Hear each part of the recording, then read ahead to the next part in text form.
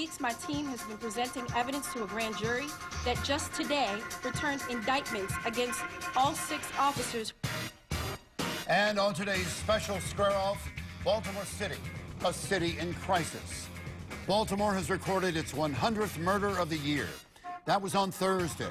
39 people murdered in a 30-day period this week. Over the past month, murders up 40%. Non-fatal shootings up 72%.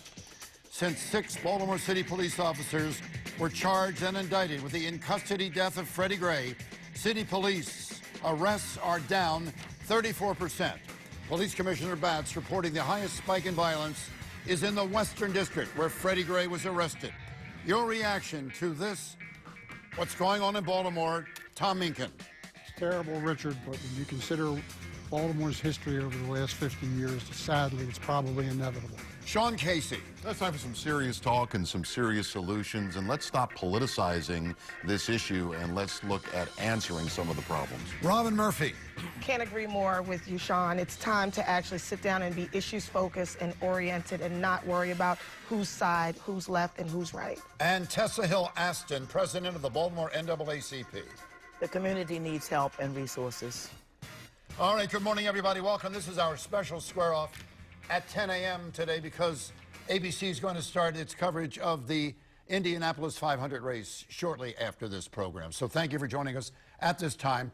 And we're brought to you each and every Sunday at this time or at 11 o'clock by the law offices of Peter Angelos. And listen, if you have a serious legal issue, don't just call any lawyer. Call the best shop in town, the law offices of Peter Angelos. I promise you, you'll be happy you did it. 1-800-556-5522.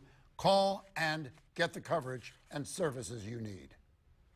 Officers tell me and their supervisors anytime in a Western, when officers pull up to respond to a call, they have 30 to 50 people surrounding them at any given point in time.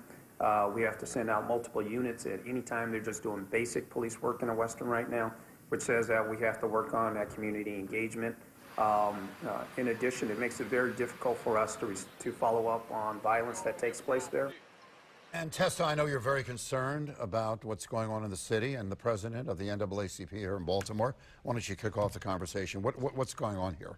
Well, the community in Sandtown, Gilmore, is very much a community in need. I think a lot of things happened years ago to start a development and start some things moving, but it kind of got dropped.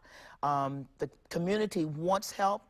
I've talked to several men in the community. Those who have not been incarcerated want something to happen to keep them from going to jail and not going, being incarcerated and being on the street. And those who have been and served their time want help and expungement so they can be part of the community. You know, I think I was watching some hearings on Capitol Hill this week, and Milwaukee County Sheriff David Clark was testifying, and he said that, look, crime is not a Democrat or Republican issue. It's not a liberal or conservative issue. Crime crosses all party lines and throughout these neighborhoods. So we need to identify what the problem is, and I think we need to approach it as almost like a business. Identify the problem and come up with practical solutions that are going to work to eradicate the criminal element. But see if any of this sounds familiar.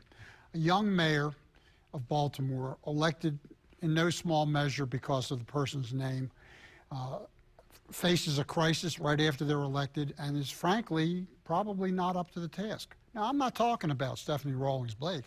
I'm talking about Tommy D'Alessandro 50 years ago, the year before the riots in 1968, which unfortunately I'm old enough to remember, having been right in the middle of them. The problem here is those who ignore history are bound to repeat it, and that is the essence of the problem we have right now. For me, the biggest issue is the children of the area, the youth, because the level of hopelessness that we all witnessed with the demonstrations that turned into unrest are really symptomatic of kids that just literally have no hope. My cousin is a social worker and worked in that community for many years, and one time she got a huge grant and she's sitting down with the children and she's saying, where should I put the resources?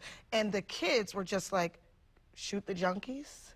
Or they had no vision, no hope, and a lot of these children don't even envision life beyond 25. That's so true. For me, it's a matter of starting there with them and pouring resources into developing them, educating them, and making them feel less hopeless so that the world doesn't start and end at San Wait, Antonio. stop, Sean, stop just a minute. But what we're talking about now, what to do, what can be done, that's really like a third segment on the show topic. I want to talk about the violence on the streets right now. 39 people killed in 30 days. Tragically, the violence is out of control. Some alarming statistics, 19 people were shot on the streets of Baltimore Tuesday and Wednesday, and not just in the western, they were shot over in the eastern. So how did this happen? Why is the violence happening? Why are people dying? Not what needs to be done. We'll talk about that a little bit later. I think part of the problem is you have to identify the problem, and the problem is right now in West Baltimore and East Baltimore and other cities. It's just not unique to Baltimore. You have 90% of the perpetrators are black, 90% of the victims are black, and you have 90% of the crimes probably being committed by gang members. It was interesting. That's it. It's gangs. In Texas, those biker thugs in Texas that were 5 rival gangs. You know, what they're doing in Texas is they're using federal RICO statutes like they do for organized crime and the mafia to prosecute these gangs in Texas. I think we should be using the same kinds of techniques here in Baltimore. What do you think?